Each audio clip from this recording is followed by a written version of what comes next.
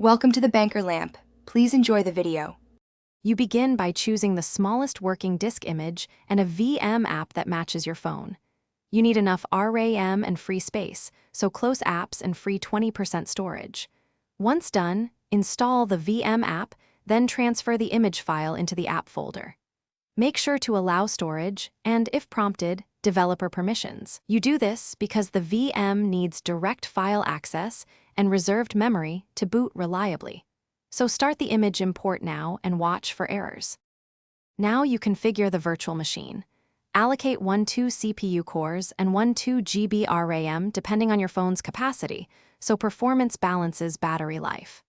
Next, attach the disk image and pick the recommended network mode, typically Vertio or Bridged, to get internet inside the VM. Make sure to enable shared clipboard and map touch controls to keys if needed. You do this because correct resource limits and input mapping prevent crashes, and let the guest OS behave like a real device. You boot the virtual machine and complete the guest OS initial setup. Create a user, update packages, and install guest tools to improve graphics and file sharing. Once the system runs, adjust display resolution and enable automatic snapshots before heavy work.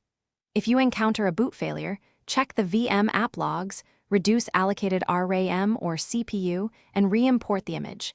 These fixes resolve most compatibility issues. Finally, test internet and file transfer to confirm the VM operates smoothly on your phone. Thanks for watching. If this was helpful, leave a like and consider subscribing. See you next time.